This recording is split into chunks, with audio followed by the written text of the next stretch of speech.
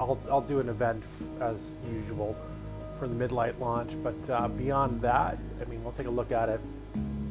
But realistically, you know, it's been so long without a major PvP campaign that we are moving beyond it.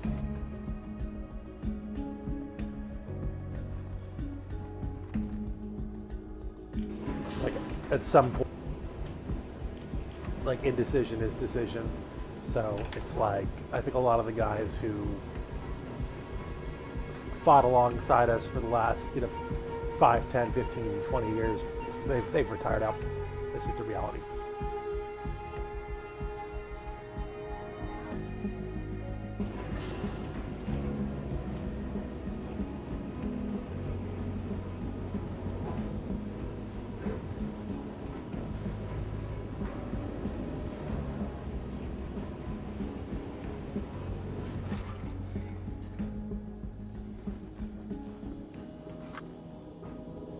I'll do the transition here. I just want to make sure we go through all the news and updates. If it's relevant, it'll be posted on the Discord, and we'll put it up on the stream. We're still doing a limited amount of YouTube stream testing on my personal channel, just for tech purposes. Once we're happy with it, I'll probably end up with a Star Citizen overlay at some point.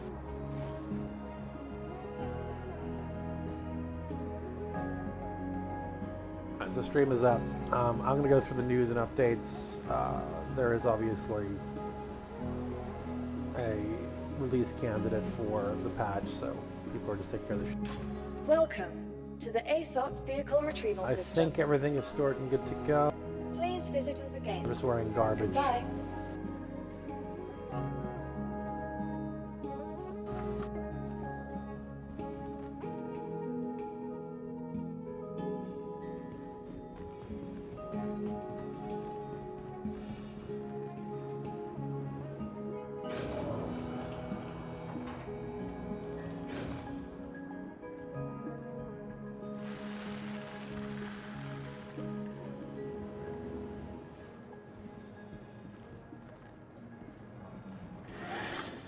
All right, let's see what we have for us. If there's anything critical news-wise that we should be putting out there, let me know. We can go through the usual Magic suspects. the Gathering. See what Force Gaming is up to.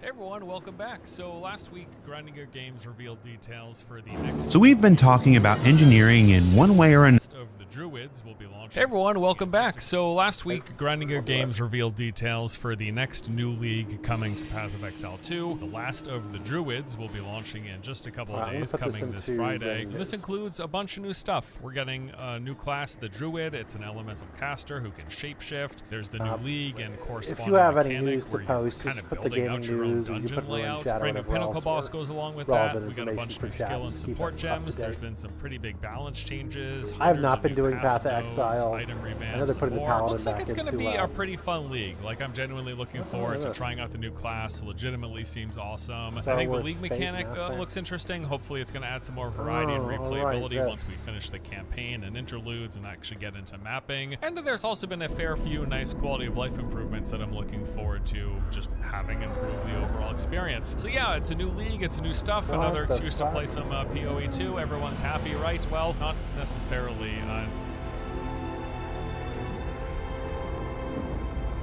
Whoa, have you guys seen this thing?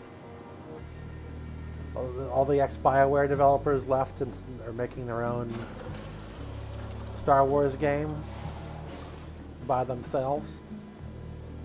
In fact, the initial reception to the league was a fair I'm gonna bit go check that. muted. In fact, I would almost say it was kind of leaning negative at first, like just initial response that I was seeing online as they were revealing everything. And really the biggest point of contention in people's eyes were, where are all of those massive endgame changes and overhauls that the developer said would be coming with this update? And the simple answer is, as we've learned in subsequent days, they're just not ready yet. GGG over time kind of increased the scope and scale of what they wanted to change and improvements they wanted to make to endgame. And they've just said that they need a little bit more time to get things right. And for that reason, we haven't gotten the big endgame overhaul. Now, there are some things that will be changing up the endgame mapping experience, some of those quality of life improvements, and again, there's the new league mechanic, which we will ideally be engaging with in the endgame process, but no big sweeping changes and massive content additions when it comes to endgame in particular. That's going to have to wait, apparently, until the next All big right, update a few months from now. I'll bring And this up to the frankly, stream.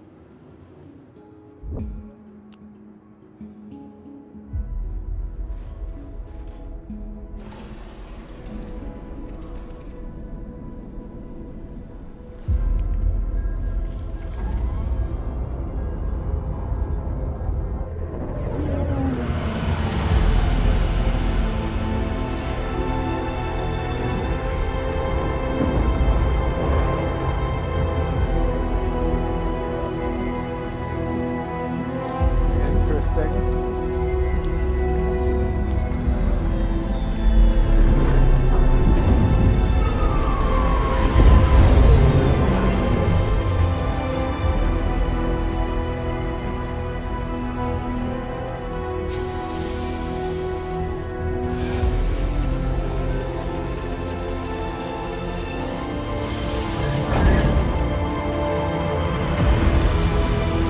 Oh shit. That is very interesting.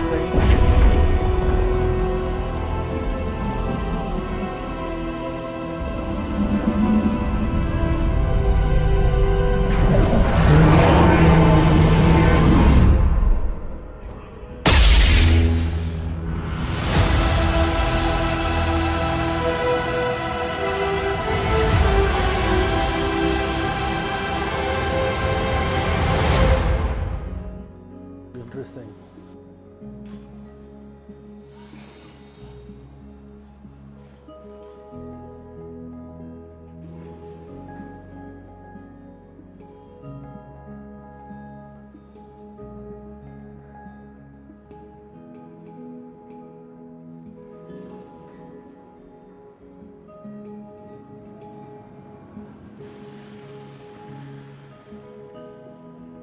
I'll take a look at that.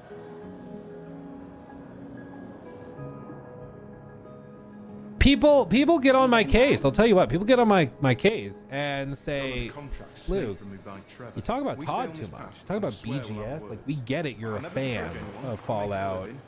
You want these games to be good, and so you're trying to have tough love with them and hopefully make a difference instead of just gassing them up. You're trying to, like, be real with them. I get that, Luke. I appreciate that, Luke, but can we chill?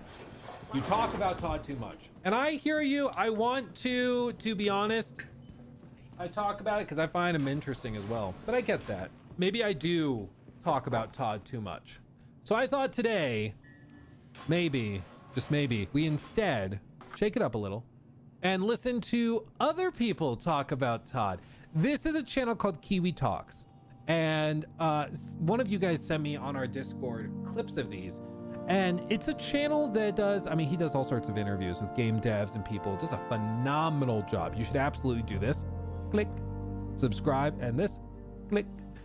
Go over there, show him some support, because he talks to a bunch of game developers, including and specifically people over at BGS. So this guy does phenomenal interviews with all sorts of developers, and I thought I would show you just a couple of them because he interviewed a bunch of devs. Each one of these clips that he's put together comes from whole interviews with each one of these developers. So you might see a character artist, you might see a quest designer, you might see this person or that person, and he's done entire hour-long, 2-hour-long interviews with these game developers, and you should absolutely go check out the entire things because they are genuinely fascinating. And what's interesting is a lot of these guys, pretty much all of them actually that I think we're gonna see, worked at BGS and have left in the last handful of years. And they're very passionate, they're very good at what they do, but they worked at BGS through the transitionary period.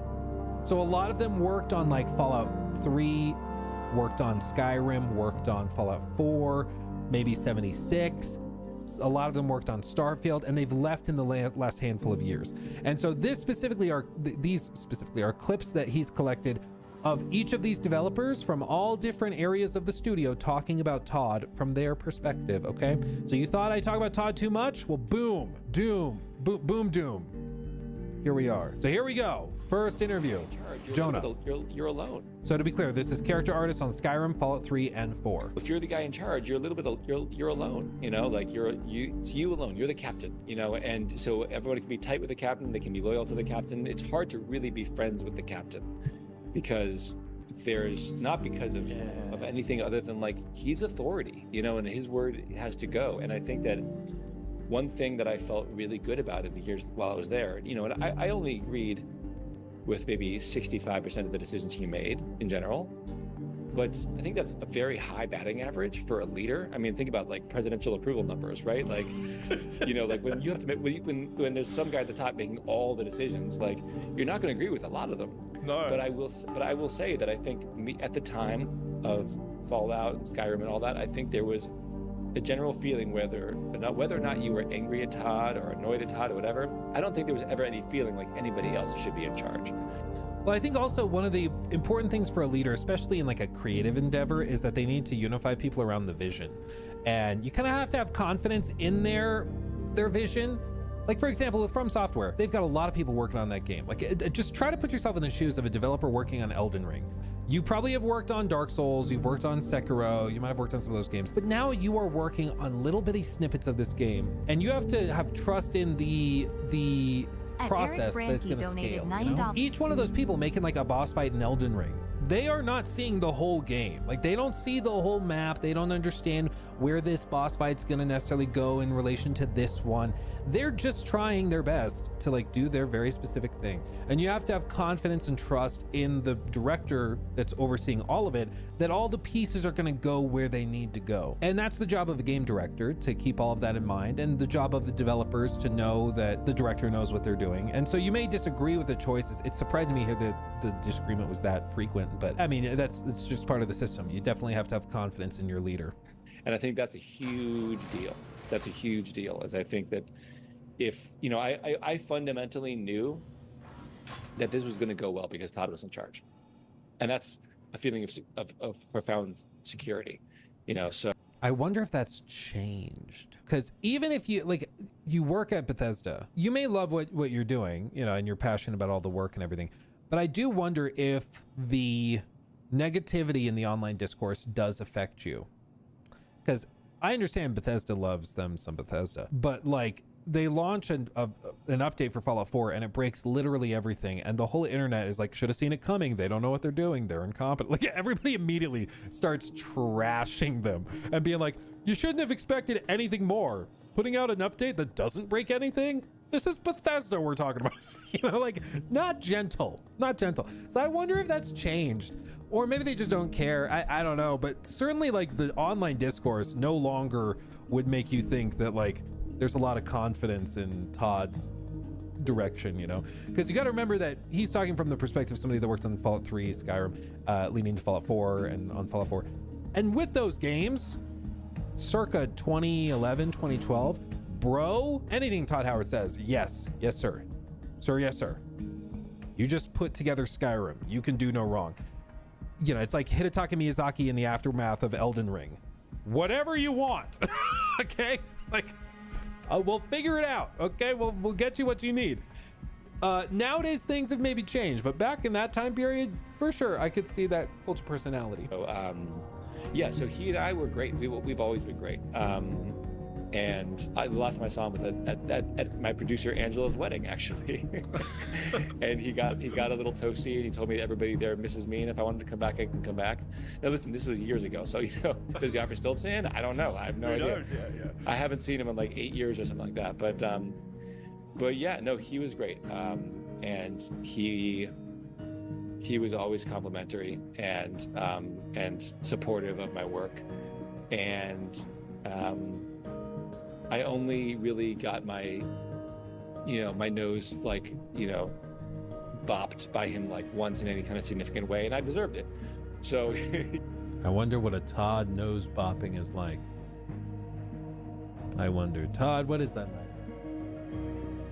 What's it like when he bops your nose? I don't know. You know, like, yeah, he is, you know, so I don't know, again, I don't know how things have gone now. I know the company's changed and it's gotten bigger and all these different things have happened. So I don't know. I'm not going to I can't speak to him now, but at the time I worked with him, I'll say this: when I got hired there, we had about like 54 people on the team. Small. It was very small. So I got to know him really, really well. Yeah, it was tiny. By the time I left, it was only like 110. So it was still tiny.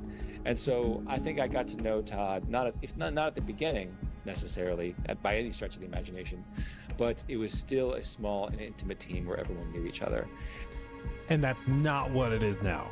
Now it's like 400 to 500 people, like not that. And I think this is a common pattern you'll hear, is that Todd became inaccessible. Todd became so busy that you couldn't talk to him about stuff. You had to schedule meetings where people that reported to him would then listen to your feedback or listen to your concern or update or whatever, and then they would bring it to Todd. So he became very, very difficult to reach. And that's something you'll hear time and time again. Funnily enough, I can't go into too much detail, but I will be able to eventually. But recently I was speaking to somebody at Obsidian, and I asked them, how are you guys able to be so efficient? Like, how are you able to put out games at such a steep pace with like a pretty solid batting average? Like you're getting like solid Metacritic scores and everything.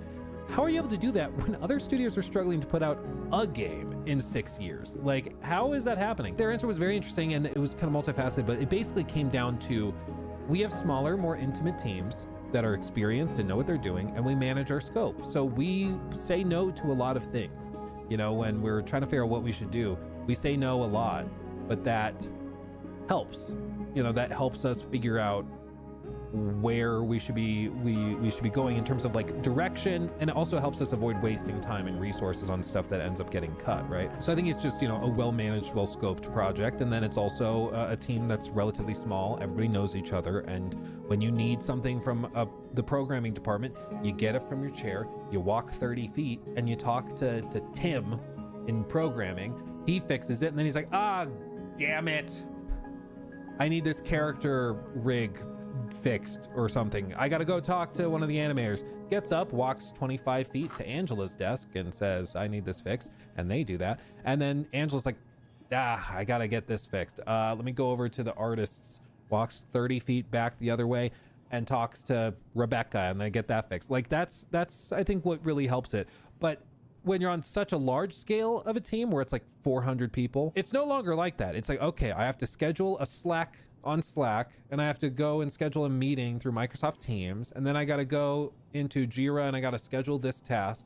I have to change the status, and this needs to go up for review by my manager, and then I'm going to do this, and it becomes so much busy work and bureaucracy that it just does not help anything. You know, it greatly decreases efficiency, I think. Yeah, people hear Teams and have like flashbacks, like, oh no. So I think honestly, the vibe I'm getting from a lot of developers that I've spoken to, smaller teams, yeah, you can't make the as big of quadruple A games or whatever, but the smaller teams really help with agility and efficiency, and that's something you do not get. You just do not get it when you have a team of 400 people. It just changes, and that's what you'll hear a lot of these guys say. And so as the company's changed, I think his role within the company's changed. I think there's not probably that same sense of connectivity and everything. Yeah, and I wouldn't be surprised if maybe he felt, you know, a little sour about me leaving, because I think when you're the guy in charge and you're trying to run things as well as you can, and then you have someone like me kind of tell him like, I'm leaving, you know, like gotta go. You know, especially after a hit like Skyrim, I gotta imagine you feeling like, if it was me, I'd be like a little bit bitter. I'd be like, why you leave, man? Like, we had a good thing going, you know? Yeah. And we did have a good thing going. We really did. We had a beautiful thing going during the time I was there. He would understand that, surely. I mean, you would have told him the reasons as to why you're going. Of course. So there'd probably be a part of him that's bitter, but then probably another part that would understand. Yeah. Absolutely. No. I mean, when I told him I was leaving and taking a year off and writing a fantasy novel and all that, he was like, dude, I want to do that. And I looked at him, I said, I know, man, but you can't. Like, you're actually stuck here. Like, you actually cannot leave at all. And so I think that I think he really understood where I was coming from. I think he really did. But, you know, it's like, again, like, he's stuck there. So, you know, why wouldn't he feel like, you know, well, if I'm stuck here, like, we should be here together. You know, I think he works really hard to build a team. I think over the years it's hard to build a team and have people constantly leaking away at the edges, and after a while you start to feel, I listen, I'm completely guessing as to his psychology, but again, I think it's lonely at the top, Yeah, it is. Did you have like a newfound appreciation for? I also just want to say I love their logo, the two little kiwis that form the game controller. It's really clever. I like it. As for this, I mean, I do think that it is. I'm sorry, that did him dirty with the freeze frame. I do think it is lonely at the top because Todd does get all of the blame. He does get all of the money too. Most of it. It seems, at least. He's doing just fine. But I'm sure it's lonely at the top, and a lot of the people that have been with him for the longest time, they liked the small, intimate studio. And as BGS has grown, that company culture is gone, dead and gone. And I'm naturally, a lot of people have decided to leave.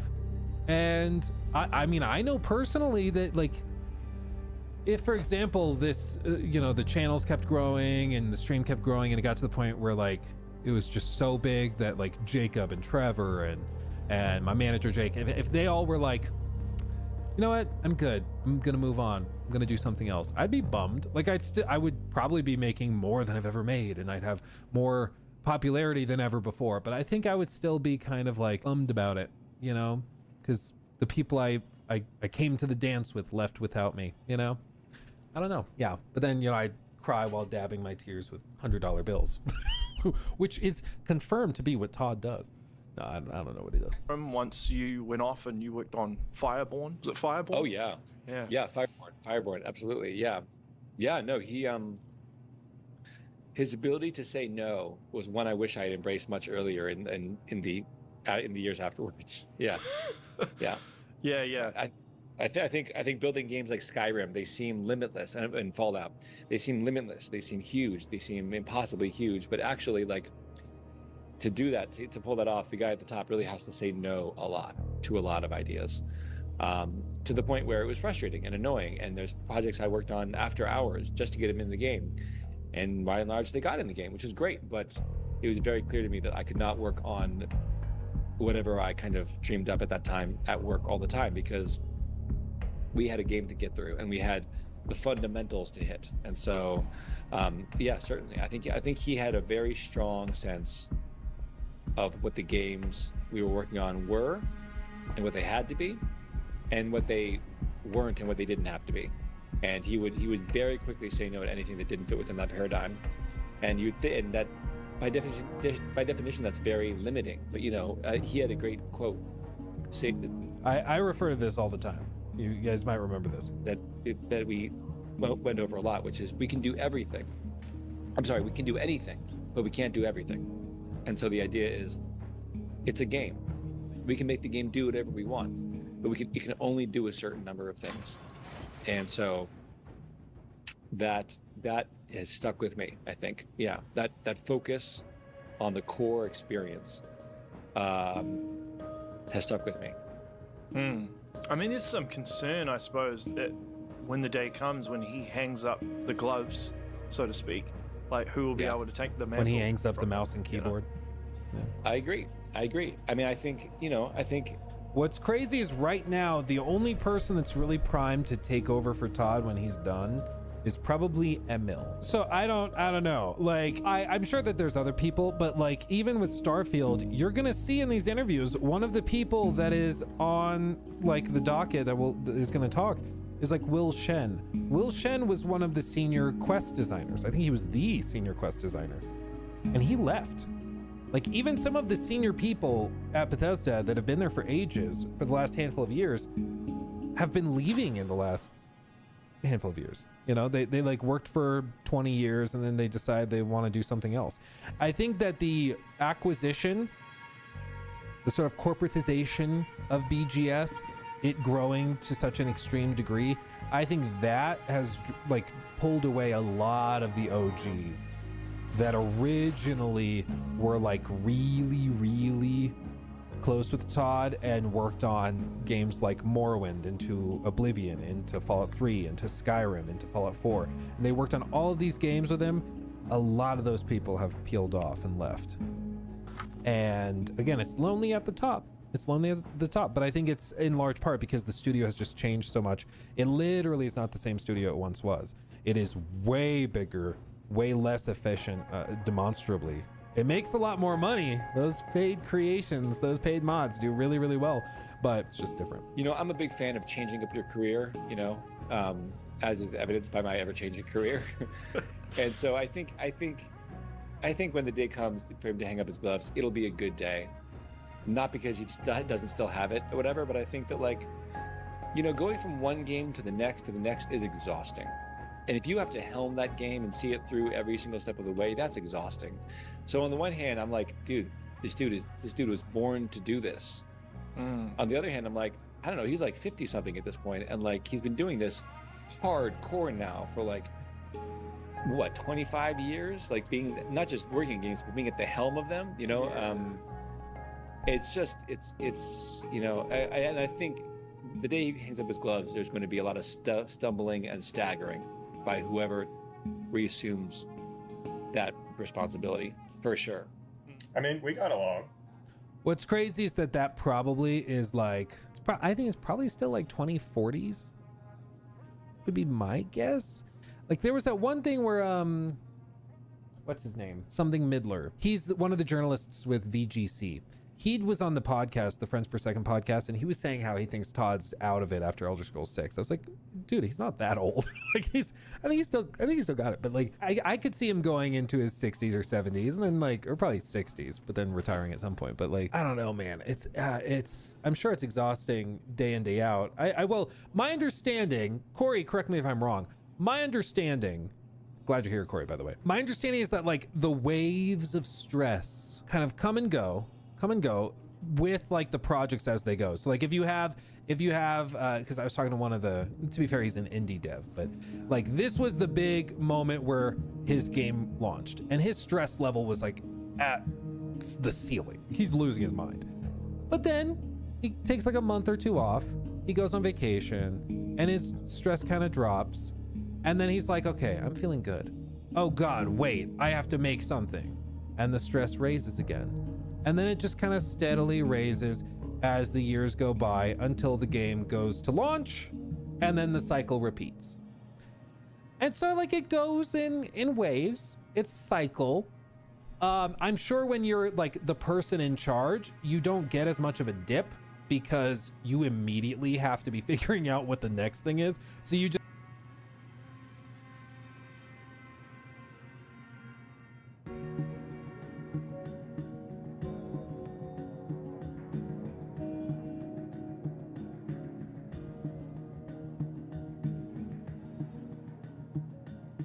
goes straight from this straight into that. But my understanding, at least from one of the indie devs I spoke to, was that it at least comes in waves, you know. Corey says it never goes to zero, but yeah, it comes in waves, but the stress of everything is always there at a much higher level than zero. Well, and dude, like when I've tried to explain this to some of my friends, like when you're somebody that is in charge of other people and like their livelihoods, and if you screw up, they don't get to pay their mortgage, they don't get to pay their rent, they don't pay for food. Like it's an added thing. Cause like if I screw up and then I lose my income, okay, that's bad enough. But like if I screw up and then I lose my income and Jacob loses income and Trevor loses income, like that raises the stakes. And so imagine for somebody like Todd who has like hundreds of people underneath them. It's like, yeah, if your direction on this isn't great and it falls, like it's gotta be crazy. Like the stakes are very, very high. And I would also imagine another layer to this too is as like our creative person and you're getting into like your 50s, going into your 60s, I'm sure there's a point where like legacy starts to come into it, which I don't think is like a selfish thing. I think it's just a natural thing. Like you start to think, what's my legacy going to be? What is my magnum opus going to be? Is it behind me or is it in front of me? Like you're also worried about how your legacy will be established, how people will remember you. And I think that also raises the stakes again.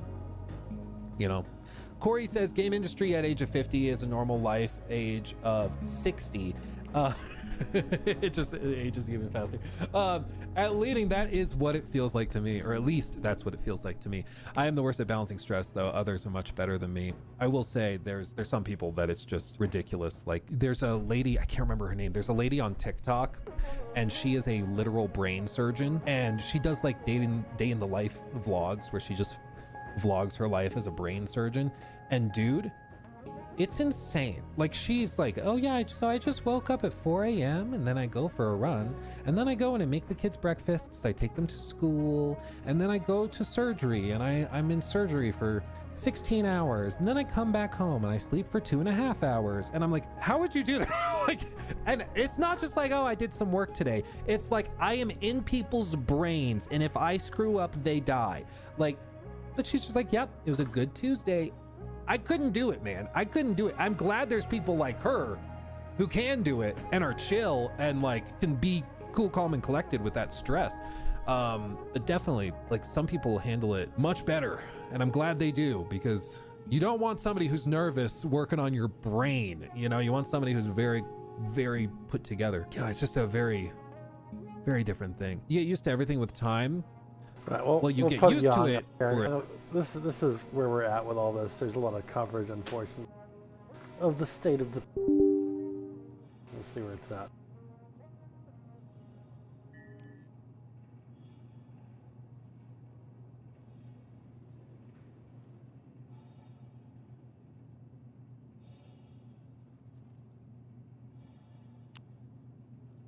I want to take some time today to talk about Bethesda, because it's one thing for a development company to make mistakes but then learn from them, and then it's another to repeat the same mistakes over and over and over again with little consideration and regard for the fact that you're shipping a product to paying customers who, you know, deserve a certain level of quality standards.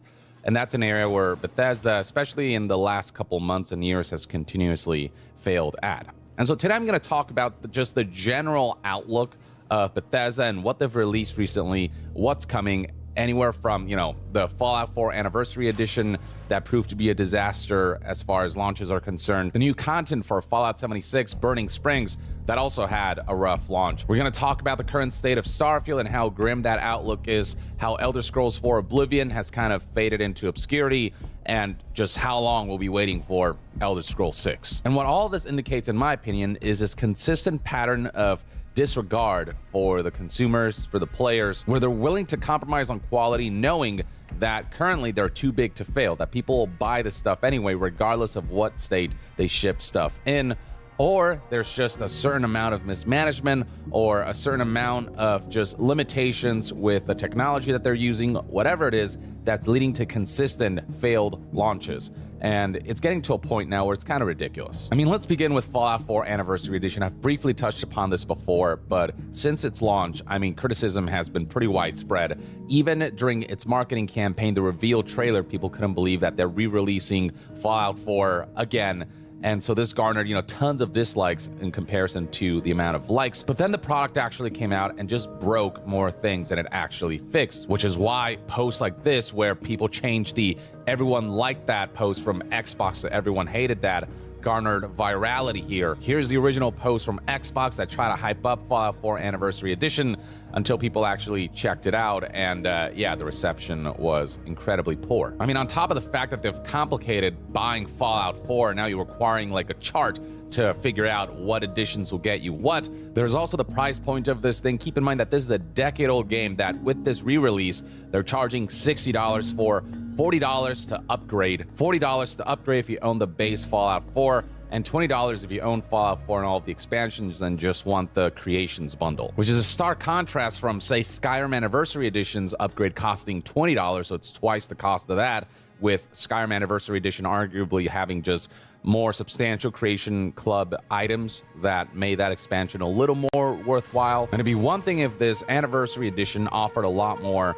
than it does, if it was just a little more feature complete, if it fixed a lot of genuine issues and overall improved the experience. But what ultimately happened was that The patch notes here reveal that they're ultimately fixing issues that they introduced with an old update, the next-gen update. There's also the fact that the Anniversary Edition introduced new bugs as well as issues with DLCs and mods that were not previously present and ultimately just broke a lot of people's experiences with the game. Plenty of people just felt that Fallout 4 Anniversary Edition was just a massive ripoff, not just in terms of its base cost, but also the kind of product that ultimately shipped, a broken mess. Now, speaking of ripoffs, you know what helps prevent being ripped off? The sponsor of today's video, Privacy, a company dedicated to safeguarding your financial life. 4 Anniversary Edition launched, I mean, you've got plenty of posts online of people reporting issues like the interface and user experience of the creations and mods here just being completely broken, not showing preview images, not working at all, and not being able to complete operations at launch. Then there's the fact that for some, despite upgrading to this Anniversary Edition or getting components separately like the new creations bundle, they just weren't seeing that content appear in game, and so Bethesda had a post that they're investigating an issue affecting the delivery of Creations Club content after purchasing the Creations bundle or Anniversary Edition. There's the fact that we're seeing clips like this going viral online of people having a rough time getting this thing stabilized on a technical level, seeing all kinds of visual issues and then crashes that have made this experience less than ideal. And the general consensus is that Fallout 4 Anniversary Edition just breaks more than it adds, and they are eventually introducing additional storage space for mods, and that will likely be among the more substantial quality of life improvements of the console experience in particular. But given that every Bethesda launch of anything, whether it's small or big updates, has ultimately led to something getting broken, a lot of people are fearing that the launch of this feature will ultimately break some things. A lot of people have already been told that they have to save their mods load order to ensure that this update doesn't break that aspect. So we'll see how that goes, but with Bethesda releases, it's always like a coin toss that favors the side of technical brokenness. For example, like this situation right here, all of my DLCs got deleted and the option to install them again simply doesn't exist at all thanks to this Anniversary Edition update. That is something that's being reported by multiple users. And even some of the creations themselves from the Creation Bundle do not work properly. So, for example, the Bunker Home Pack is among them. It basically gives you like this new bunker-esque home, except it's lacking certain features like a map marker that allows you to fast travel to it. That's something that Bethesda seemingly forgot to add to this particular content. And then there's other broken elements like how people are having trouble building stuff within this home for some reason, or how, you know, the doors in this home are named Test Cell rather than their appropriate names like June's Bunker, Juniper Cove Resort, Wilmington Estates, and Vault-Tec Showcase. Instead, Quick Test Cell is the name they'll see on the doors. So it just highlights that this content is broken and incomplete. And sure, over time, some of this stuff will get fixed or has already been fixed with hot fixes and the like. But this being a consistent pattern, this being something that Bethesda still hasn't learned from since the good old days, is truly showing a complete disregard for the fact that, you know, this is a monetary transaction where certain bars have to be met. People excuse this stuff once upon a time because once upon a time, Bethesda was at the forefront of these kinds of open world RPGs. But the industry has evolved a lot since, and we have seen other developers tackle that genre and in many ways do it better and release a more polished product. Bethesda's foothold in this particular landscape, this particular genre, is very quickly loosening, and in order for them to show that they're able to keep up with competition, they have to do better, at the very least ensure that their technical stuff is just in order, that their launches at the very least go well and doesn't result in these kinds of like game-breaking situations, especially when we're talking about old games where updates should enhance the experience, not regress it technically in many areas. And then there's Fallout 76, which, I mean, we all know about the incredibly rough launch that it had. I covered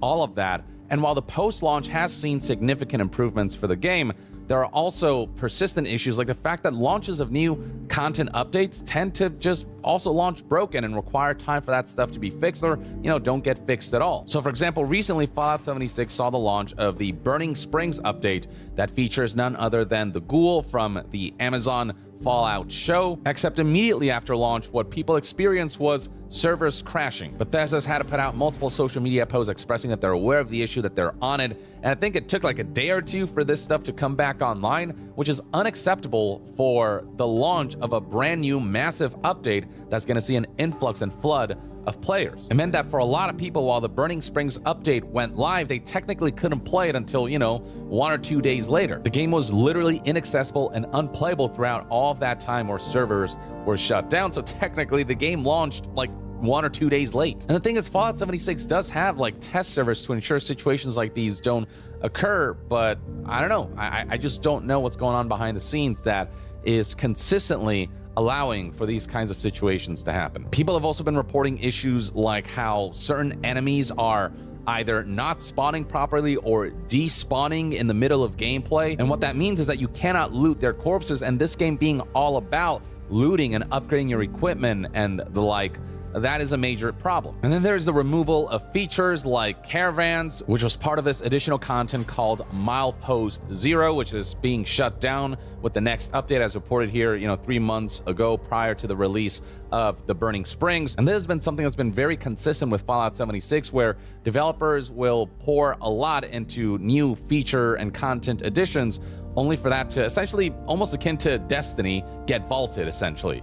So, scrolling down through here, you'll find folks listing out plenty of other elements of the game that developers put a lot of work into that ultimately were completely removed from the game, like Nuclear Winter, Vault 94 Raid, Survival Servers, Mischief Night, so on and so forth. This kind of removal of content just diminishes the value of Fallout 76, and it gives players less things to do in a game that many agree, while has content, the amount of content isn't so substantial that it justifies the removal of these major elements. I don't know if this is like a cost-saving measure, if it has anything to do with the amount of load that this content places upon servers and they're not seeing enough engagement and monetization to justify maintaining these features and the additional costs that may involve. I don't know if it's something to do with that, but either way, for players, it is discouraging to see that an activity that they may be heavily invested in can be removed just by Bethesda's whim at any point in time, just randomly. So yeah, Fallout 4 Anniversary Edition, Fallout 76, all of these have been going through rough patches. And then we have Starfield, Bethesda Game Studios' latest single-player release, which should be their bread and butter, but with Starfield in particular, they tried something new, kind of a space-focused version of an open-world Bethesda game, except that very design decision led to a fragmenting of the open world exploration formula that Bethesda is known for, that has led to Starfield just not resonating with a lot of people. Its exploration in particular, it was completely mishandled. And so Starfield, just from a critical reception standpoint, just isn't up there with other past Bethesda single player experiences. And the diminishing of the player base has been substantial and something that Starfield has never been able to recover from. It's now to a point where 24-hour peaks are in, the low 4 digits, 4,255 24-hour peak players, and right now, 2,600 players are playing. A stark contrast from Bethesda's much older titles, like Skyrim, for example, which came out back in 2011, is still seeing 24-hour peaks of almost 37,000 players. Even right now, 25,757 players are engaging with the game, which is 10 times more, almost 10 times more, 9 to 10 times more than what Starfield is seeing in terms of player numbers. Even Fallout 4 is seeing significantly more players than Starfield, the most recent Bethesda game. And this is a decade-old game with a 24-hour peak of over 22,000 players. And even right now, we've got over 15,000 players engaging with the game. Fallout 76, despite its qualms, it's seeing 24-hour peaks of, 17,732 players, with 13,000 players playing right now, especially with the launch of the, the Burning Springs additional content and major update that has caused a slight uptick in players. The only recent release that's doing worse than Starfield is Elder Scrolls 4 Oblivion Remastered, which you can see right here has 24-hour peaks of 3,800 players, and right now we've got 2,177 players checking this game out, significantly less than the Starfield numbers here, though not by much. And with Oblivion Remastered in particular, while this is among the more celebrated of recent Bethesda game releases, I think there was a general expectation that Oblivion Remastered would have long legs, that the modding scene would be really alive, and that this game would garner a similar level of kind of long run long haul engagement that Skyrim and Fallout Hey, how's it 4 going, have seen. everybody? But instead, Oblivion Remastered has We been have a plagued by reset technical some issues like people are just, consistent stutters that has yet to storing be their fixed. ships in The your modding stuff. scene is not particularly alive doing here. I all think right. it has in large part to do with the complications that Oblivion Remastered brings in over terms in, of mods, WoW. because underneath the Yeah, I'm Unreal in Engine WoW. 5 graphics overhaul layer is ultimately still the old Yeah, just Unreal guys engine that learning lies at the to core of come the onto Elder the Scrolls Discord. 4 We might have Oblivion exoskeleton 70, 80 and guys experience. online At its trying core, usual it's still that domestic bombs very that old come in. game from many, many Almost years everyone ago here from Star that Citizen. doesn't make for the best modding kind of environment. And so I think people are just Okay, deciding cool. to stick with the more modern Skyrim. Yeah, I just joined the rather guild than on go WoW back and just saw some to people in this here, so I was just Oblivion gonna hop in and Remastered say that hello. also Yeah, no, has you should. broken This thing, some I mods recruited you over because there and I of have the other some of the changes that they monitor made up to with the WoW on it. game and its Oh, guts. okay. So I look, got I don't you. think So that Bethesda's you're running out of Archelon? business anytime soon. They still Okay. retain Yeah, enough mainly, I of a guess, just player kinda base recruiting across for Midnight. many I of guess their you guys are games. Their done games for this still season. sell well enough, and they're Most pulling people are in offering enough money from holiday all their break, different so projects, Hopper's including their group mobile games usually like that runs on Wednesday Fallout for full Shelter game. clears, That I and don't we think they'll have the struggle RPG to and keep other the lights on, especially still with around, Microsoft's but backing and Midnight's here to be Xbox's Mythic full support clears or- there. But the name Bethesda they no run longer Heroic holds the for the same guild, like but they do pedigree and Mythic as a stature hybrid that group, it once so did. Now you have to talk Bethesda to has a Hopper lot about of what like the plans negative are. associations when Gotcha. people look at Yeah, that I got this logo. Prez Evoker, of, oh boy, and then I how got a Prot is this Warrior and launch a Brew going to be Monk that I marred made. by technical issues. There's a certain level of trust that has been Yeah, I lost think because for us, just about every Midnight single has a lot Bethesda of release work to seems do to have to some kind of major recover technical retail, issue, because and it retail's feels like still, I Bethesda think, repeats reeling mistakes from how over bad and over and over things again, have been and they since continue to the re-release things and only Dragonflight continue to era. break things even further it's getting rather better, than Chris genuinely Knight's fix doing things or his give shtick, people so enough value we'll to see what's up. justify the re-releases with additional Chips are all good content and to go. features that I'm gonna make shut these that down re-releases in a second, actually bring a feel Wow in the substantial background rather than a quick cash grab before they launch their next big title, which is many, many years away.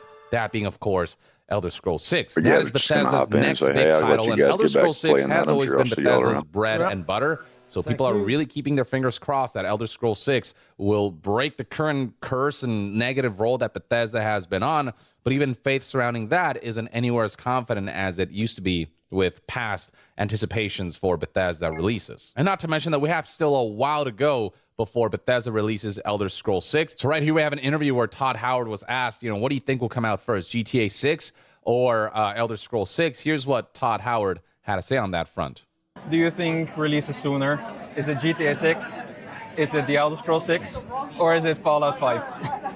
I got my fingers crossed for GTA 6. Yeah, do you think it will really come next year? I do.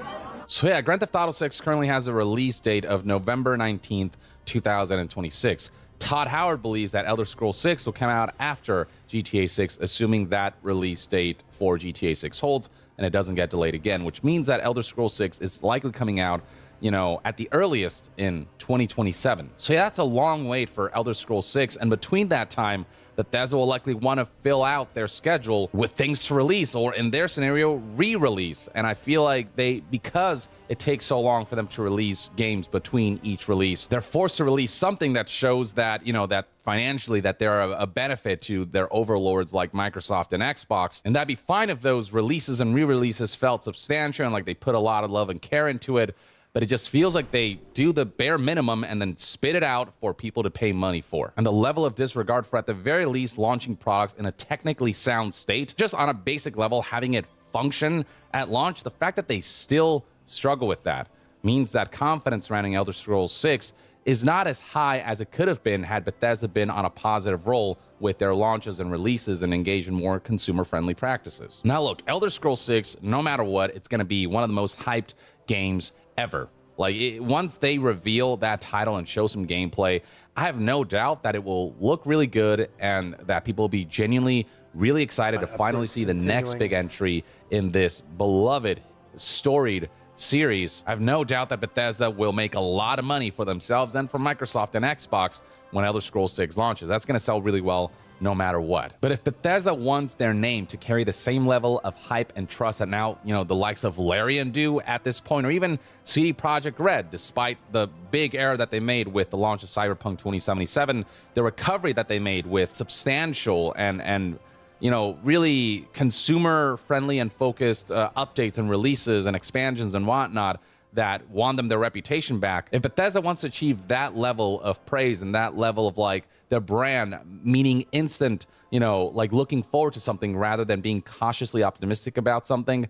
They just got to do better, man. Like, the issues surrounding Bethesda releases are so repetitive and so long running, and it feels like they're so comfortable in that it's just a little unnerving to imagine how Bethesda thinks about consumers and customers when they aren't able to rectify their mistakes. It's okay to make mistakes. We all do it.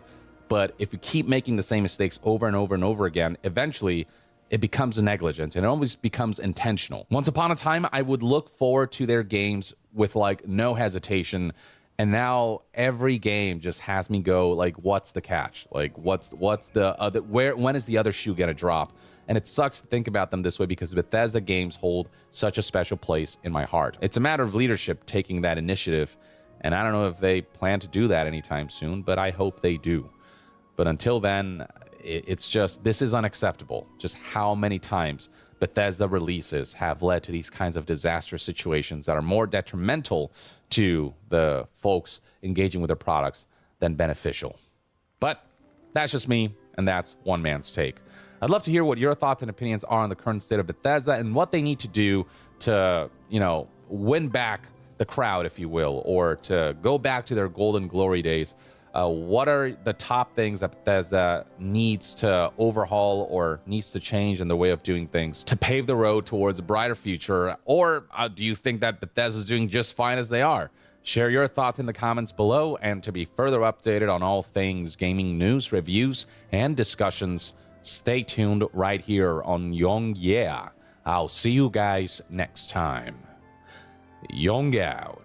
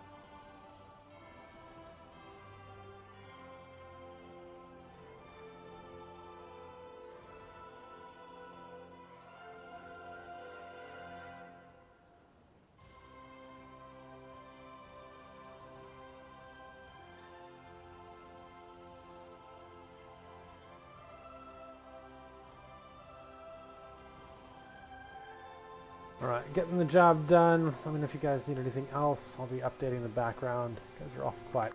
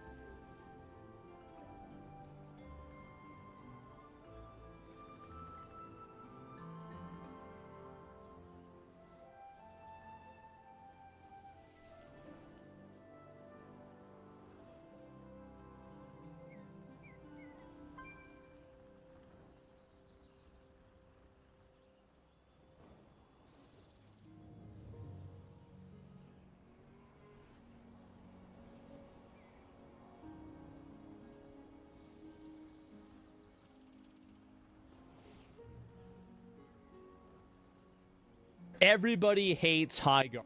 Highguard is apparently shaping up to be Concord 2. And if you weren't sure about it, Concord 2, Jessica Grant and Daniel Luna, both former Firewalk Studios developers on Concord, are now working at Wildlight Entertainment. So she's an outsourced producer right here. Her prior credits including Concord. Daniel Luna is a gameplay engineer with experience from Rocket Arena and Concord. So we have, yep, that's right. How did they know? I don't know. I guess people just looked it up, right? They looked it up maybe on, Google or something like that, or AI. So Highguard devs already crashing out. Now this feels even more like a Concord 2.0 situation. The ripping him apart is completely blown out of proportion, while at the same time completely ignoring the fact that their trailer has been received poorly, to say the least. Toxic positivity mindset. Day one of being a game dev with a public-facing game, and I got 75 quote retweets personally ripping me apart simply for being excited to share what I poured myself into for years. Lock the account for the time being. Joshy Poo 25. Let's look this up. All right, who's this guy? Lead technical artist.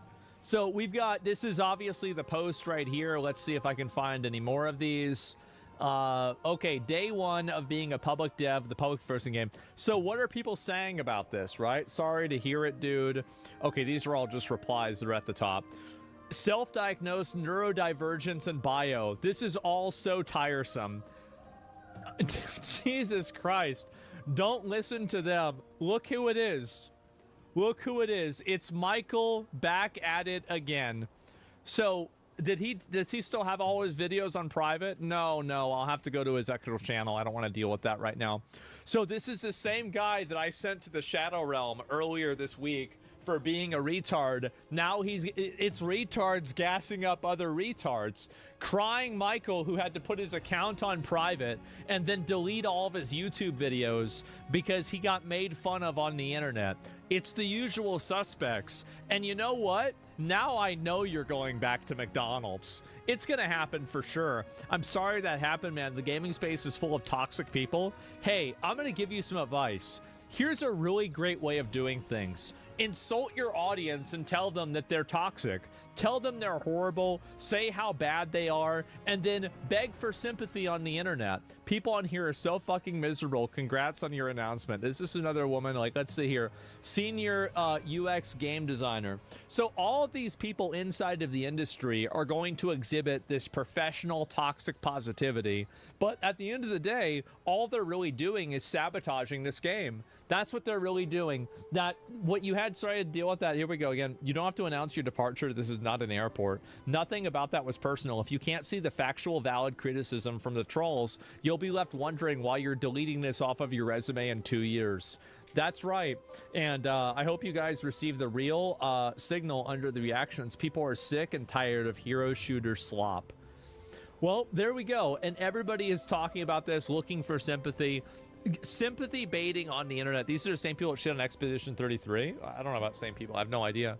But what happened? These guys. So he made a video game. It's called Concord. Well, sorry, it's called Highguard. And apparently people are quote retweeting it. View post engagements. Let's see what's being said here. Turning off comments on the announcement post of a game you helped design is a clear indication of it being dog shit. Is it really? No, it's not turned off. I can comment on it. Maybe he only did it for a period of time. Now it's gone. So yeah, it's just like, no, you can't talk about our game. Like, what do you think is going to happen? When I see someone turn off comments to an important game announcement, that's a 100% clear sign not to support you. And a hashtag Titanfall 3. Oh my God. Comment shut off. I want to see how you can justify this type of recycling. When you see a grayed out comment section that tells you everything and then some. Oh man. It is locked comments speak louder than words. If you have to lock the comments because people are giving you negative feedback for like what you're doing, you are going to have, check the IGN trailer for the dislikes. Let me see. Highguard. Where is it? Already dead on arrival. You know what? I'll watch this in a minute, but let me go back and I'll look at it right now before I do that. And so, this game is sick. Oh, it's sick. Oh, wow. Oh man, it's gonna be so good. Anyway, so the official trailer right now, this is so bad. 34,000 downvotes. Oh yeah, I bet this is gonna go great. Oh wow. Hey, it's impressively bad. I would just shut it down. This is the reason why we have abortions. This is you can still abort. You can still, like, because this is what's going to happen. You're going to release this game. It's going to have a player count that's, I would say, like, probably kind of okay, maybe. And then as soon as maybe like a couple of weeks drop off, everybody's going to hate this game. That's what I think is going to happen. And the reason why is that never, never, never is there a game like this that does well after it gets this negative of a reception. What am I missing? Apex and Titanfall were good. Apex and Titanfall were good. That's true. But this isn't Apex or Titanfall. And also, we're not talking about a theoretical. Like, this game's coming out in like a month. You think it'll be announced? It was announced in the middle of the show? Yeah, I don't think it had anything to do with it. And welcome back, Concord. So I'm pretty sure this never got leaked because no one gave a shit. Well, there you go. And so obviously, is Highguard already dead on arrival? So as you can see with the X's over the eyes, it would in fact appear that it's dead. It's a dead game. So that's it. Please play the game. I will play this one for sure, okay? Don't worry about it. So the Game Awards have come and went, and with it a slew of new games were shown off during the show, from Total War 40K to a new game from the Ascent developers called No Law. This is the first time in a long time I actually feel pretty good this game coming looked out of an badass. awards show like this. Yeah. Usually it's a ton really of good. small side-scrolling indie fighters or Japanese uwu games. And Hey. a bunch of games like shut up. Wukong or Wolong or fucking Mahjong and every other game. It's the Chinese. Shut up. They're better. Like, what do you mean? Game that looks identical to Phantom Blade Zero. No shade, though. I just really wish that FPS fans or, guys who like, games that look a little bit darker, I wish we would get fed like these other genres. But this year we actually were shown a ton Then you got to start eating more. You got to start eating more. Those games just don't do too well. Games that I'm actually looking forward to. Jeff had a banger of a game to start the show with Star Wars Fate of the Old Republic. But what everybody is talking about today is how Jeff ended the show, where usually we're greeted with a spectacle. Last year was Intergalactic, and in years previous, we get shown games that are usually hyped across the internet. Elder Scrolls 6, everybody expected Half-Life 3. Like, the end of the show is always the stamp at the end of a night to show something that everybody is usually looking forward to. This year, a little bit different. And now, if you're listening to what Jeff Keighley said leading up to the reveal, you would think that we're about to get our dicks blown off. Sometimes our last reveal at the Game Awards is a teaser for something years and years away. True. No. Not tonight. Okay. Our final world premiere comes from 61 members of the team that built Apex Legends and Titanfall. 4 years ago, the principals Everybody's getting excited for studio even him. The hopes of He's pushing sitting the up. shooter genre forward with a new original game. He's excited. They've done it in complete secrecy, what? which is even more amazing Bro, because the game is what? very deep into development. A shooter? Pushing the shooter genre forward, being made by former Titanfall devs? Getting excited. Holy shit. And we're greeted with this. Welcome to Highguard. Highguard. Okay. What's Highguard? And right here is when I realized that this game was fucked. Within 1 second?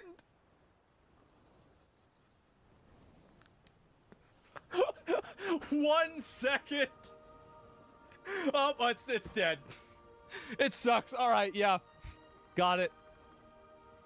As soon as I saw Buddy's haircut, I knew what we were looking. It does have the Concord haircut. Please compare it to the Concord haircut, right? Okay, give me a minute. I got to show you guys this Concord character. Where is it? Damn it, I can't find it right off the top of my head. Okay. Well, either way, it looks exactly here we go. I got it. Okay. So, this is Highguard. I'm not even kidding you. This is Concord.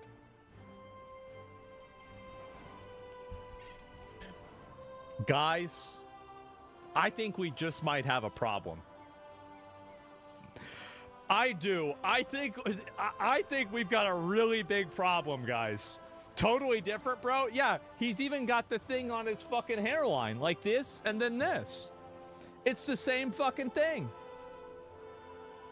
The Concord one looks better. I don't know about that, but you know, patterns recognized. That's right. Looking at. To lands uncharted. All right, I'm already not feeling good about it. Damn, even then? I venture without fear. And ride without rest. Oh, he didn't like that, did he? For coin or for cause. I fight to the end.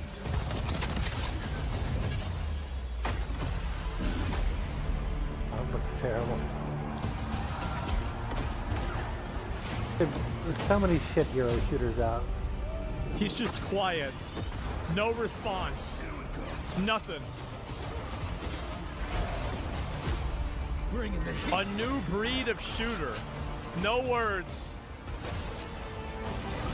Just despair. Your light belongs to me. Is this gonna? He's gonna say something now, right? No. He's just speechless. He doesn't even. He's not even saying anything. No. This is why I laugh when people say the game we made was generic. You know what I mean? He's so mad. He's happy. He's laughing. Oh no. Despair. Yes. Coming in. This is so sad. He's literally just laughing through the bro. Like, you get what you fucking deserve. Holy fucking shit, man. Oh my god. Another Hiroshima. He just immediately hates it. Instantaneously hates it. Based on one trailer. Yeah, no, the absolute state of FPS, dude. Just shitting on it. Oh god.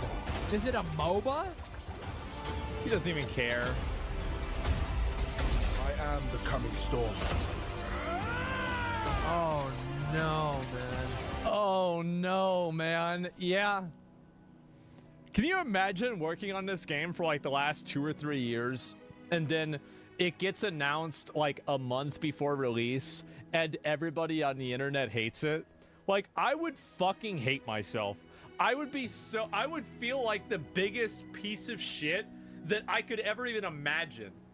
Like, this is awful. Like, I almost feel bad. Like, I would feel bad for them if the game wasn't dog shit. It's Concord 2. It is. It's Concord 2.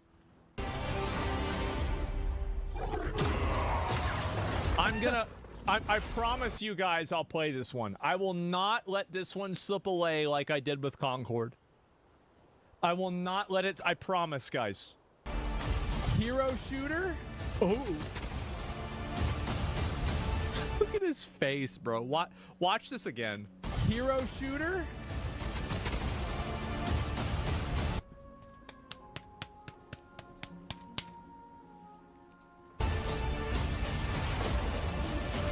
Jesus. I am a warden, and this is my. I'm not gonna lie, the haircut automatically set. I was like, yeah, no, it's over. I could. This is the average person. You remember what I said about how first impressions? This is a guy who decided that he hates the game because the main character's haircut is annoying. That's right. And do you know what the problem is? The problem is that he's right. You see, humans have evolved for millions of years to be able to identify, detect, and then adapt to patterns. So what you're seeing here isn't just like a weird bias. This is actually millions of years of selective evolution that has brought him to this point to instantaneously know that this game is going to be a piece of shit after just looking at the haircut on one character.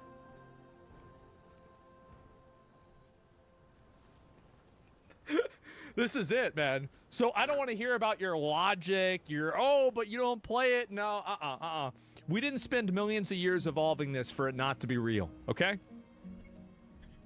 Tell instantly, dude. Another generic magenta carbon copy slop Did he just change the color on his background so his background wasn't also magenta when he was complaining about magenta?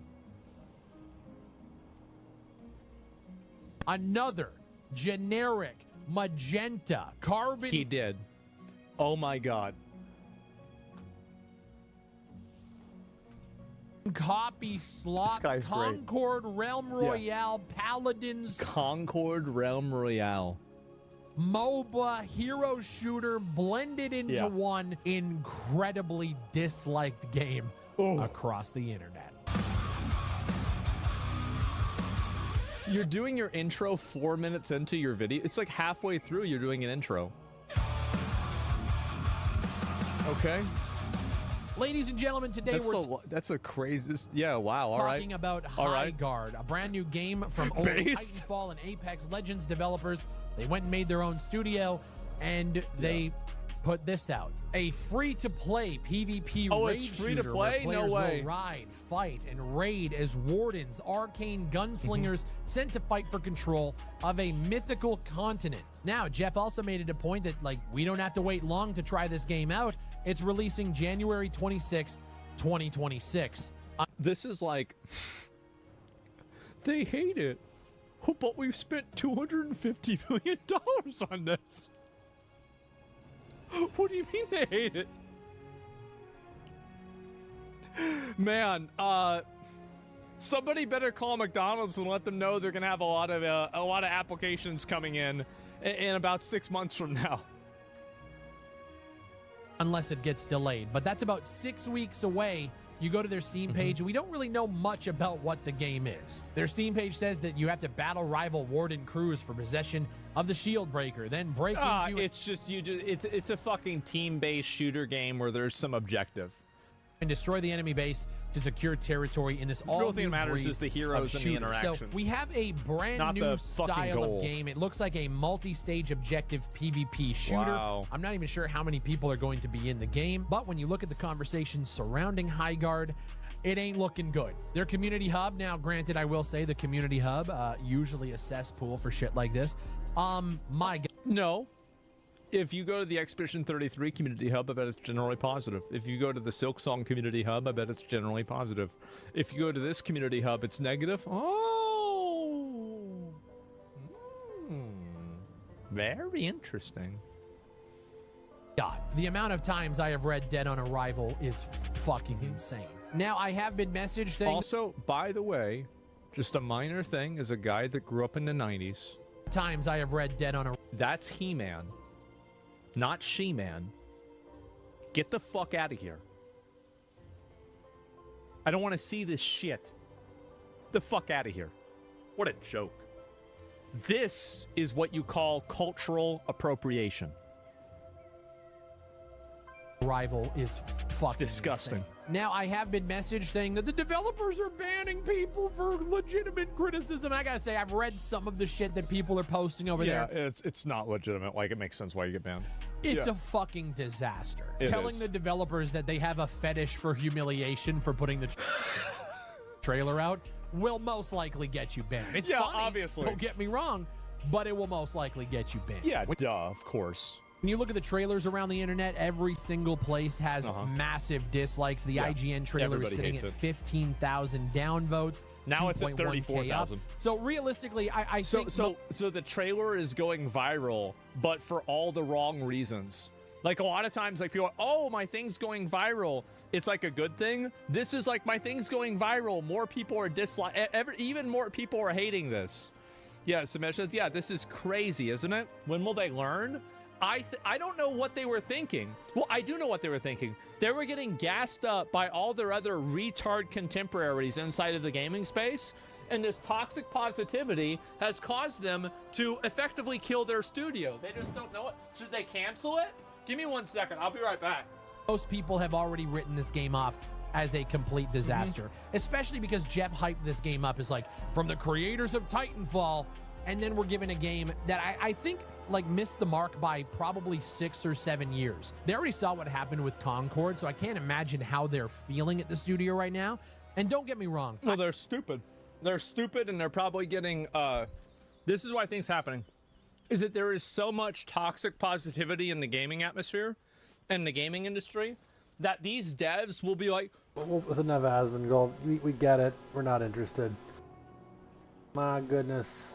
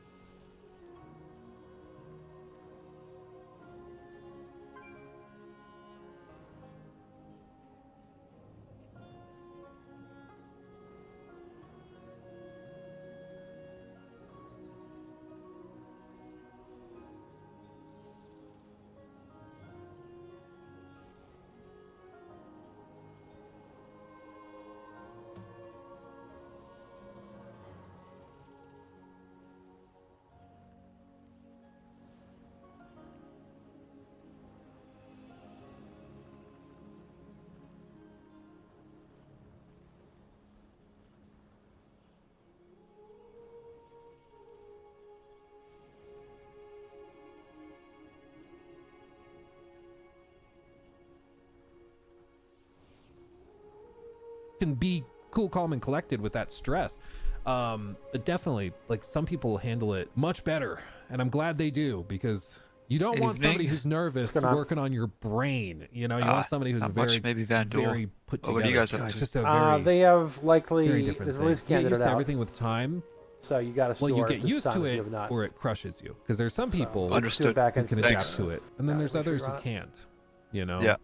When I That's worked in great corporate news. real estate, they would always say, they're like, "No, you're going to come. You're So going to work your butt going off. to you're gonna see PTU if you for a can do day it, or it's two, gonna and then if crush that's you." successful, Like, then you're it'll going to go adapt live, to it and become something like that. phenomenal, or you'll sink. You'll jump it's, into the ocean, and it's the last it's one of the PTU before the fallacies where, like, release, that's good. everybody jumps in the ocean off the side of the ship. You look over the side of the ship in 15 minutes, and you're like, wow, these people are in here. All the people that jumped in are still treading water and are just fine. It must not be that hard to stay afloat, because you don't see the people who sank. You only see the people who stayed afloat, you know? And that can lead you into a false sense of security where you think everybody can do that. Everybody can float. And it's just because you aren't seeing the people who sank. You know? Anyway, that's beside the point. This is Nate Perkypile. He's a world artist that worked on Skyrim, Fallout 3, and Fallout 4, and he also is an indie developer, and he left BGS to go and make an indie game. And his indie game was really interesting because it was a like open world adventure survival game, and it was a game also where he didn't have any textures in it. So all of the visuals were textured with like the geometry and the little nanite stuff that he was using in, I believe, Unreal. It's very, very cool. It's very, very, very cool.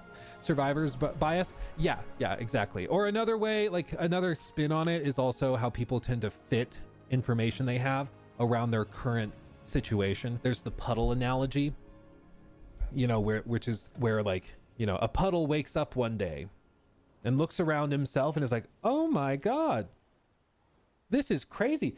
This hole is perfectly molded to me. I fit perfectly inside. I mean, it's really precise. It is crazy. That's incredible. And it's almost as if it was made for me to be inside of it. And it's not. It's just that you're here because of the hole. Like, you know, it's not that it was made for you. This is just the emergent situation. It's usually something that comes up in like debates over evolution and things, where people are like, the earth is precisely positioned between the, you know, in the Goldilocks zone. If it was a little bit further out or a little bit further in, we wouldn't be here. And it's like, yeah, exactly. If it were further out, we wouldn't be here. We wouldn't be here to comment on how far away we are from the sun. We just wouldn't be here. You know? Anyway, continuing. Yeah. So like some people would be, I suppose, scared of him because they're like, oh, that's Todd Howard. But, you know, I was there when we were like 60 people or whatever, so I always talked to him fairly regularly. So to me, I was just like, yeah, just go talk to Todd. He's fine. Was that still possible by the time you got to Starfield, though? Or had it I mean, it ballooned definitely so got a lot harder because he was a lot busier and, like, you know, needed to fly off to all these other studios and stuff. But I suppose at the level that I was, I'd probably talk to him more than, you know, some new person who got there after everything got big. So does Todd get quite passionate about UI? Yeah. Like, plenty of people could go their entire career there and maybe not even talk to him, possibly, especially now. But when you're talking about UI, like, he literally cares about the kerning of fonts. Like, that is 100% The not an level of exaggeration. detail. Wow. Yes. So I was like, okay, have at it. Todd and his fonts. Actually, this is something it made me think of. This is a deep cut again. Why do I remember this? I don't know. I can't explain it. But the making of Skyrim documentary. It was the really old one. Maybe the tour. He shows a whiteboard. He shows a whiteboard at one point in this. Yeah, here. So he shows a whiteboard, and on the whiteboard is actually the early designs for the UI for Skyrim. Let me see if I can find. the particular, because I don't think that was the exact whiteboard.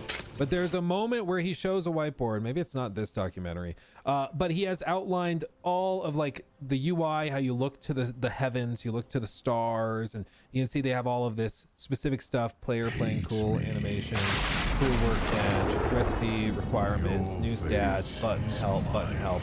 So like he's actually charting out what the UI is going to look like on the whiteboard before they build it out, because he cares. Because he cares. So much more. He was in the chess club. He was. And who's laughing now? I was also in the chess club. I was the team captain. I was. I think if we ever did a collab with Todd, we wouldn't even talk about games. We would just play chess. Maybe we do a charity fundraiser where like it's the Luke and Todd play chess and can't talk about Starfield. Maybe that's what we do. That would be fun. He wants to be able to have his hands in everything, but that's not humanly possible, so you end up with So to be clear, this is Bruce Nesmith. You have probably seen him in some of the documentaries from like way back in the day. But he's a designer on Skyrim, Fallout 3, 4, 76, and on Starfield, and recently retired. a situation where some things get very wet. When we talk about candles, no, I'll just have them lit in the background. Lightly touch, and then the things he cares mostly about, he doesn't deep dive into. As talented as he is, it's a mistake to think that any studio director is personally doing all the work on any project. Of course, that's just not realistic. They're fortunate if they can have the time to even look at something a little bit and pass some judgment. Instead of that's the majority of what Todd did, which is pick and choose the things he cares most about, and then trust the rest of his staff to carry through on other things. And, just deal with a really light touch on those other principles or work efforts, and let his directors and his managers and his talented staff try and create the best product they can. And when I first joined the company in 2004, as you pointed out, this also, to be clear, this is a common thing where we even saw it in the Dan Houser interview, where Dan Houser, co-founder of Rockstar, knows what he's doing. He was saying how there were plenty of things in like Red Dead 2 that he never knew about, that he had never seen, he had never laid eyes on, because the game was so big. Even as like one of the head honchos, he's like a lead writer, there were things that he like just couldn't see because the game was just that big. And it's something Todd's mentioned. I'm sure like Hidetaka Miyazaki, there's tons of stuff in Elden Ring that he hadn't seen by the time the game came out, and like little things that pop up and he's like, I didn't know we put that in there, that's crazy, because it's just so big. One person can't be involved with every little aspect of it. At some point you have to let go and let other people take control and agency over it. The only project, or how CDPR put it, have ownership. It was specifically ownership. The small strike teams, they work on this level, they have ownership of that level. If the level's bad, we know why it's bad. It's their level, it's their problem. But if it's good, you know why it's good. It's also them. So, give responsibility, ownership over stuff, and let people rise to the occasion. Going on really was Oblivion. I mean, the whole concept of DLC didn't even exist. Bethesda was one of the first to even do a DLC of any kind. Yeah, innovation, baby. With the infamous Horse Armor DLC. But so that was the only project. There were a few things that I'm sure you had to deal with in terms of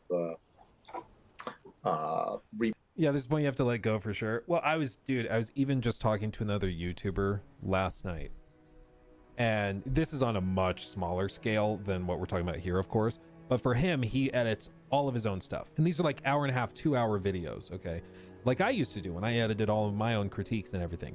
And I was trying to tell him, I was like, you will be letting go of control, but you have to at some point, especially if you want to grow and get bigger and do bigger, crazier things, at some point you have to let go, and you'll be giving up control, so it won't be exactly the way you would have done it.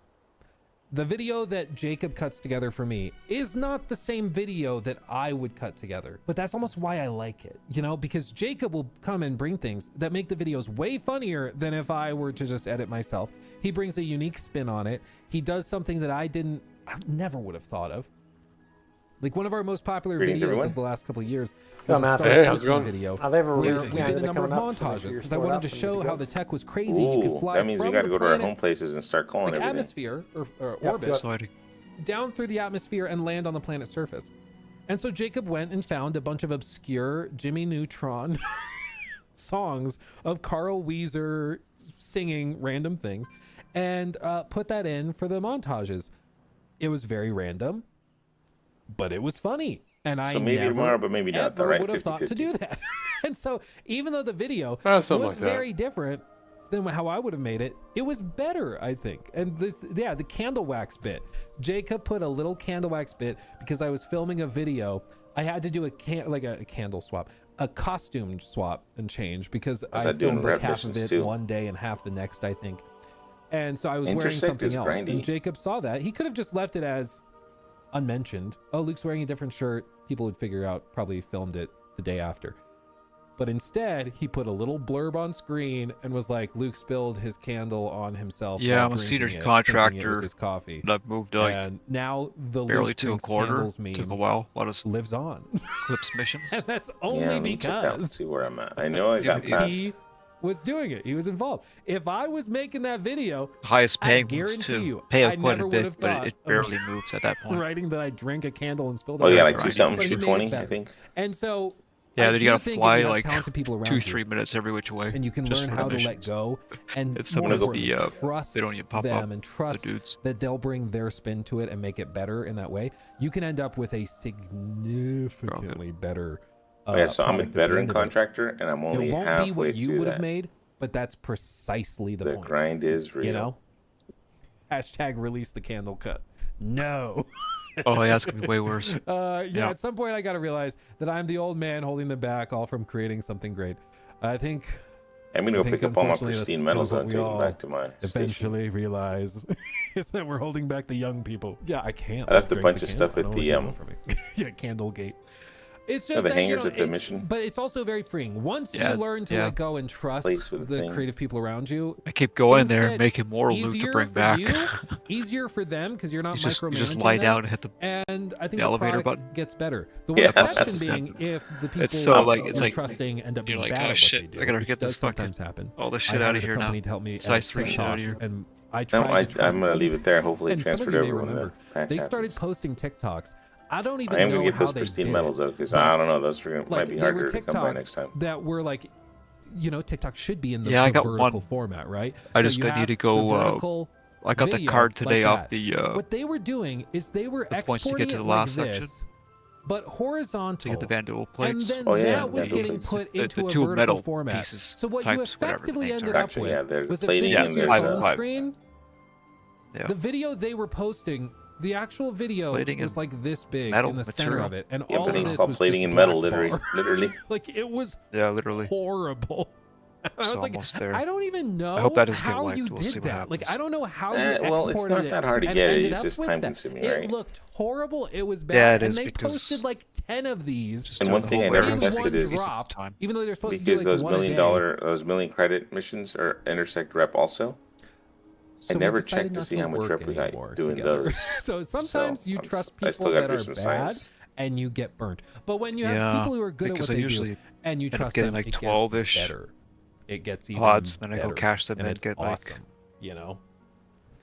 Nope, but you know, I don't even know if they're but like the little companies the still million exists credit anymore, missions frankly, give you rep, because and I just never it wouldn't surprise me checked given to see the how much I quality was of their getting. work if people stopped hiring them.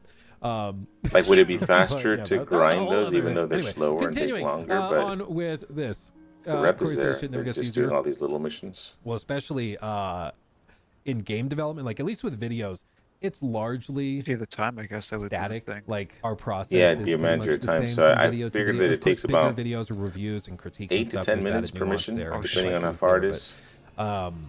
but,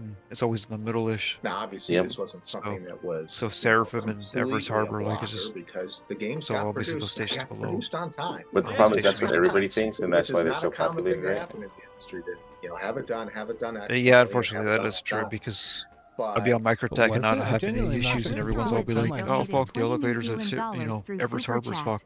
Thank you. Luke, Oh just shit. wanted to say love And the they would have content more and keep up the good work. connection errors Watching you videos got me while back I'm playing. into gaming and Just gaming whatever I'm news, so playing on. huge Like, thanks. Oh, thank you. Nothing here. Appreciate you. Yeah, that's cool. And thank you for watching. Thank you for the super chat. That's very, very generous of you. And I'm glad you're here, my friend. Glad we got you back. You tried There's a to couple get away Polaris from this the year. game, What kind but are we they? got you back in. I think the whole Knicks Got thing might ya. have helped. Boom. Trapped.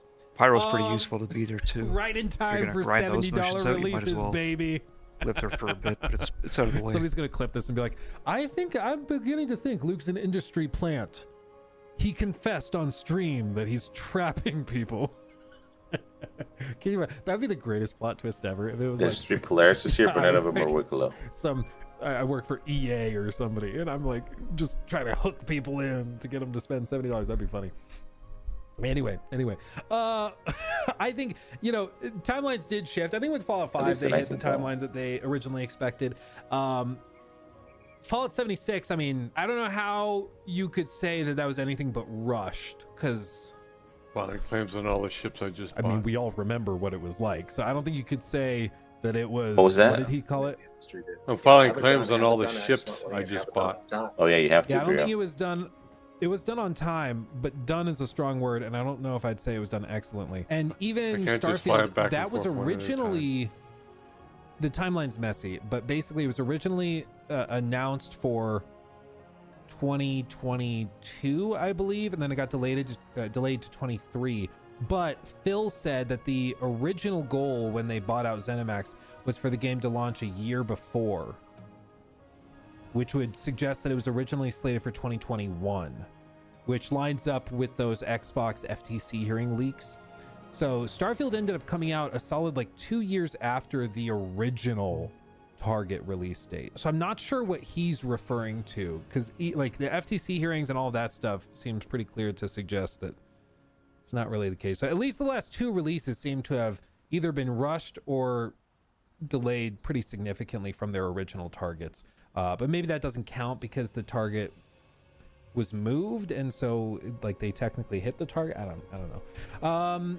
Steven says, I have surgery next week, going to rewatch the essays and VODs. Thanks for what you do. Oh, thank you. Glad to have you. And hopefully your surgery goes well and is uneventful. I did get tired of looting these warehouses, though. It's like, hopefully we can provide you some chill go do rep vibes, missions. Chill vibes as it were. Yeah, if you bring Hopefully, you'll have 2 some really cool SCU trailers box after the Game Awards, you pretty much to look fill at it and check out, and you some walk deep out of the dives. warehouse One 100%. of my favorite things is when a new trailer drops and then people do those deep dives. Yeah. Believe that when I see it, but what it is, I was gonna bring a is bigger Call of one next Assembly time, but promise that they've made. I know you can't bring, you can't put components inside of a size 8. I'll believe that when I see it, but what it is, you click is and Call of drag into Assembly's it, you can't promise do that. they've I don't made, know. as they've now celebrated the I get 25th it. anniversary of Total That'd be War. funny to just bring a But the 16 thing is, SCU there's box and currently just no historical Total That'd be War funny. game in sight, at least If not that even for the worked. short term. There is Oh, so you were something trying very to large for the put long term, components in the and box something a that'd be lot more easier to important. carry instead of And one also, don't component mind at the a time. funky hair. I just had a I transplant tested on the it. crown, I which does mean bought I've got them, this weird but I Peaky tested it Blinders the whole. cam in and Didn't around the work. donor It's like, site. okay, We'll shit. be back Okay, to yeah, that not soon. bringing it. Now, But I the figured big there's a thing, lot of headline lose. thing, Okay, so is that Medieval 3 instead has of been a revealed. And that is size 1 genuinely box, I huge, brought a size but 2, it's also still and a it was long way pretty much off. every box in In the that room. meantime, well, that's where You things can fit get into that one serious. box and Creative bring it Assembly back. are keeping Total War Warhammer going by pretty much pretty any cool. means necessary. Yeah, They're it works essentially out, buying but time, but they're the buying size 3 time stuff has to whilst stay they behind. rebuild the For the foundations of Asgard, the whole you series. can only do Now, so many trips. Worst case, that's a whole bunch of marketing fluff. But given what we know and what's even been leaked to us in this office, they really have needed to do that. That's what actually matters, because as of late, the technical state of Total War has been near enough an unrecoverable technical nightmare that has basically hounded them for years upon years Yeah, upon because you can only years. fit. So, we've got a lot to talk about today. I've Is got to start Asgard with the the lay of biggest the one you land. can fit in So a hangar, maybe? 2025 has not really Medium been size good hangar, for maybe? Assembly. Medium size, yeah. After years of layoffs, Yeah, they that- finally that would found be their it. financials were stabilizing. The But Zeus is kind they of small, but I kinda mean, didn't have anything the new to 128 offer, one right? is. There were just 2 public updates. Well, I don't know The if you Shadows can of fit Change the DLC for Warhammer 3, and then the the raft. newly released Is that Titans of bigger? I don't even Torment, know if which, you can do it. yeah, actually did somehow come out. I don't know. To say the release cadence got behind schedule would be putting it lightly. Now, the It's considered medium, isn't it? Not large. first of those, Shadows of Change, it Raft didn't is a- really go down that well. It landed amongst a wave of patches that were basically It's not trying that to big. placate player It is, but it complaints. isn't. But those patches ended up revealing kind of just how broken the game is in a real deep way. And that's something that's been going on and infuriating players over the last few months. And our most recent big update with Total War was basically all that frustration boiling over. Essentially, bugs reared their head in the context of a deep stagnancy.